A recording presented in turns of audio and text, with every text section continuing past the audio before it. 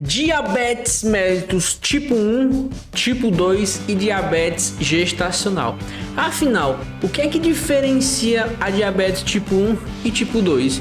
E a gestacional, ela tem outra classificação? Como é que a gente diagnostica ela? Bem, tudo isso você vai aprender na videoaula de hoje. Isso mesmo, na videoaula de hoje vou falar para você quais as diferenças entre os tipos de diabetes. Gostou do tema dessa aula? Se você gostou do tema dessa aula e quer aprender tudo sobre diabetes, fique até o final desse vídeo para você não perder nenhuma informação importante. Show de bola? Não se esqueça de deixar o like e se inscrever no canal, porque toda semana estamos lançando vídeos novos e cada um melhor do que o outro. Eu sou Ivo Salles e seja bem-vindo ao Descomplica Enfermagem.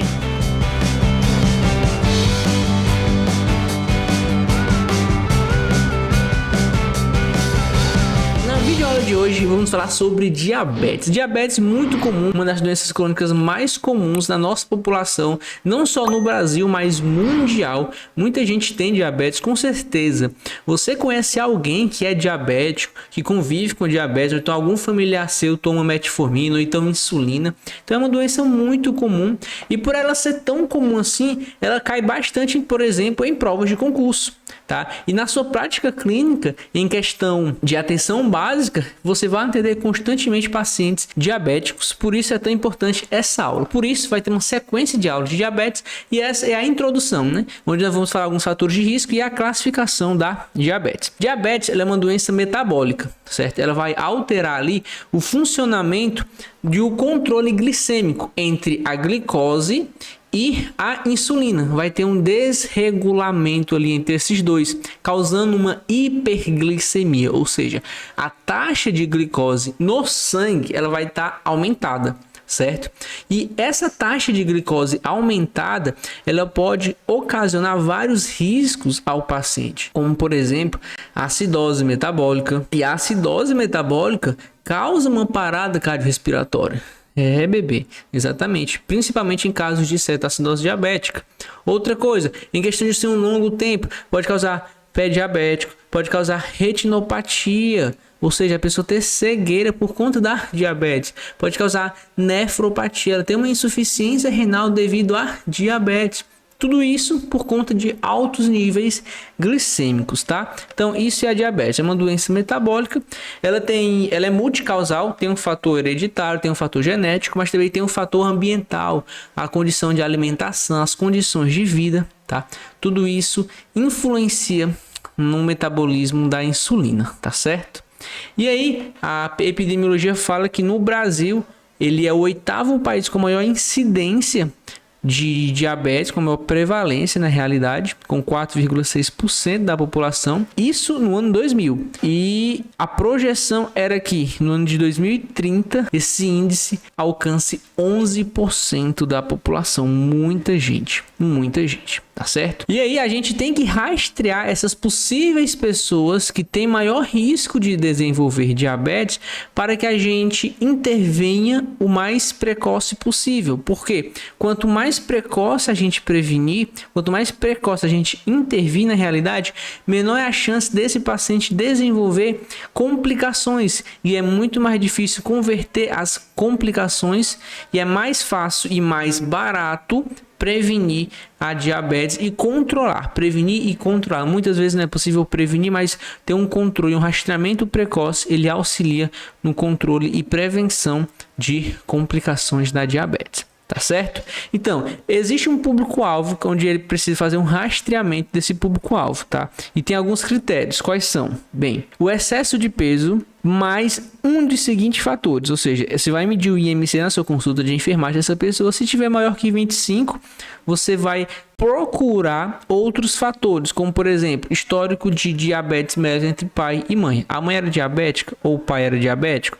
Bom, você vai rastrear esse paciente para diabetes, tá? Porque pode ser que ele tenha, ele pode não ser agora, então ele pode ser um pré-diabético, uma mudança no estilo de vida ajuda demais ele a reverter um quadro da diabetes. tá certo? Saber se ele é hipertenso, tudo bem?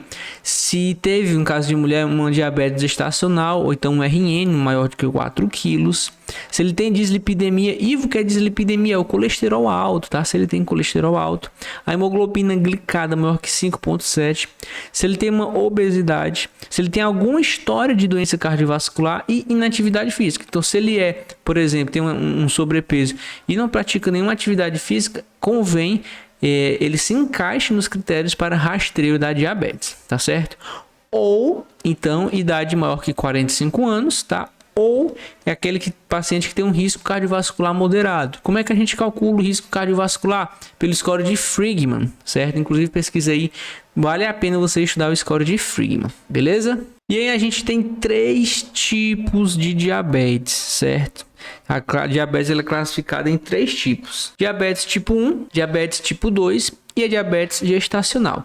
Diabetes gestacional, o próprio nome já está dizendo, é quando a mulher que não é diabética, que não tem uma diabetes prévia, não foi diagnosticada com diabetes, ela desenvolve apenas na gestação. No período gestacional ela desenvolve diabetes e depois disso pode passar no período ali puerpério ou não, tá certo? Mas que desencadeia no período gestacional. O diabetes mellitus tipo 1 é aquele diabetes que ele é menos comum e ele inicia principalmente na parte da infância, e na adolescência. Tá? E o diabetes mellitus tipo 2 ele tem uma incidência maior em adultos. Está muito relacionado com o estilo de vida. O diabetes tipo 1 ele é hereditário, a pessoa nasce diabética. E o tipo 2 ele não nasce diabético, mas ele adquire de acordo com seus hábitos de vida. E nós vamos descrever cada um deles agora, tá? Então, classificação de diabetes tipo 1, ele tem um início abrupto. Tudo bem? O tipo 2 já é diferente, porque o tipo 2 ele é insidioso, ou seja, bem lento. Então, o tipo 1 ele inicia de uma vez, principalmente acomete crianças e adolescentes. E uma das principais complicações da diabetes tipo 1 é a evolução para uma cetoacidose, tá? Para uma cetoacidose diabética, tá certo? Qual é a diferença na fisiologia?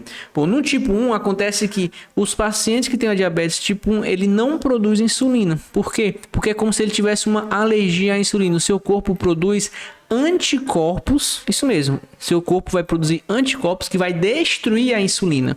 Então, o paciente com diabetes mellitus tipo 1, ele tem uma destruição de insulina, ele não produz insulina. Por isso que o tratamento do tipo 1 é direto para a insulina, tá certo? Então, ele tem essa destruição das células betas do pâncreas, que a gente tem que lembrar, o pâncreas, ele produz insulina em glucagon.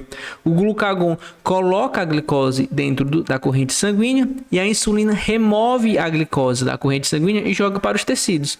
Se a célula beta, que é a que produz insulina, ela é destruída, então eu não vou ter aquele veículo que vai colocar a glicose do sangue para o tecido. Dessa forma, a glicose permanece no sangue e em altas concentrações, causando uma hiperglicemia. Tudo bem? E o diabetes mellitus tipo 1, ele ainda assim, ele é, como eu falei, né? Ele é uma doença autoimune que pode ser detectado também com a presença de anticorpos. Ela é uma doença autoimune, tá? Como a anti-GAD, que é esse antidescarboxilase do ácido glutâmico, certo? Ou anti-ilhotas ou anti-insulina. Tudo bem? Em geral, ela inicia rapidamente e acontece geralmente em crianças e adolescentes ali, um pico de incidência entre 10 e 14 anos. Tá certo? E o diabetes mellitus tipo 2, como eu disse, o tipo 2 ele vai depender muito do hábito de vida da pessoa. Aquela pessoa que gosta de comer muito doce, que não pratica atividade física, que é sedentário, que tem um excesso de peso, que come muita gordura, muito açúcar, essa pessoa ela tem propensões e provavelmente ela desenvolva diabetes mellitus tipo 2. Tá certo? O diabetes mellitus tipo 2 ele tem um início muito mais brando e muito silencioso. A pessoa vai descobrir que tem o diabetes mellitus depois que ela está com um pé diabético ou depois que ela está com complicações no rim ou na visão, tá certo? Então, ela é muito difícil de ser diagnosticada de forma precocemente porque a glicemia vai aumentando bem devagar e a pessoa não vai percebendo. Tá certo? E a diabetes tipo 2, ela inicia principalmente em adultos. É possível ter diabetes mellitus em adolescentes? Sim, uma vez que cada vez mais a gente está tendo casos de obesidade na adolescência. E como a diabetes mellitus tipo 2 está associado a fatores de risco, a exposições, então pode ser sim que tenha, tá? Mas, em geral, se dá em adultos, até porque precisa de um longo período de tempo para desenvolver, tá certo? Nesse caso aqui, o nosso corpo ele tem insulina, só que a insulina ela tá resistente, ela não consegue trabalhar porque a demanda de glicose na corrente sanguínea é muito alta. Tem muita glicose e o seu pâncreas não dá conta de colocar toda essa glicose para dentro do tecido. Por isso que a gente vai dizer que ela tem uma deficiência relativa. Ela consegue produzir insulina, tem insulina, mas muito limitada, tá? E a diabetes mellitus gestacional, que é um período onde a gestante ela tem um período de hiperglicemia na sua gestação, tá certo? É muito menos severo que o tipo 1 e que o tipo 2 e é detectado pela primeira vez na gravidez, tá? Geralmente no pós-parto ele se resolve e pode frequentemente retornar anos depois com a diabetes mellitus tipo 2, tá certo? É importante salientar que os mesmos valores que são classificados para a triagem da diabetes no adulto é também utilizado na gestante, tá certo? Independente do período gestacional. Independente do período gestacional, a gente coloca diabetes mellitus gestacional. E por que é tão importante nós controlarmos a diabetes na gestação? Porque isso desenvolve complicações maternas. O bebê pode nascer com malformação congênita, pode ter complicações na gravidez e nada disso a gente quer. Por isso é tão importante controlar a diabetes, certo? E aí, ó, resumindo, eu trouxe aqui, ó, diferença entre a diabetes mellitus tipo 1 e tipo 2. O tipo 1 ele é menos comum, atinge 8% da população, e o tipo 2 ele é mais comum, 92% da população. O tipo 1 ele tem um início mais rápido. O tipo 2 ele tem um início lento, ele demora anos para aparecer na pessoa, que ela realmente consiga ser diagnosticada com diabetes. O tipo 1 ele tem um início ali na infância, adolescência. A diabetes mellitus tipo 2 ela geralmente inicia na fase adulta, porque ela precisa ter uma longa exposição aos fatores de risco. Tá? O tipo 1 facilmente evolui para uma cetacidose, o tipo 2 não evolui tanto assim para uma cetacidose, mas tem complicações como retinopatia diabética, como nefropatia diabética, pé diabético e tudo mais, tá? O tipo 1 tem uma destruição total da célula e o tipo 2 tem uma deficiência relativa de insulina. O tratamento, vou fazer um vídeo só sobre o tratamento, se você quer na realidade, olha só, eu só vou fazer o vídeo do tratamento da diabetes se você comentar aqui embaixo que você quer esse vídeo, tá? Mas adiantando, o tipo 1 ele já inicia com a insulina, tá? Tipo 1 já vai para a insulina. O tipo 2, a gente tem 3 linhas de medicamento. A gente primeiro oferece uma mudança no estilo de vida, depois um antidiabético oral, depois 2 antidiabéticos oral e depois disso é que a gente coloca uma insulina, tá? Mas isso eu vou explicar numa próxima aula. Então comenta aqui se você quer essa aula. Show de bola? É isso aí, galera. Deu para entender a classificação da diabetes? Ficou fácil. Fala pra mim que agora não ficou mais fácil aprender um pouco mais sobre a diabetes. Diabetes mellitus tipo 1, você já sabe como é.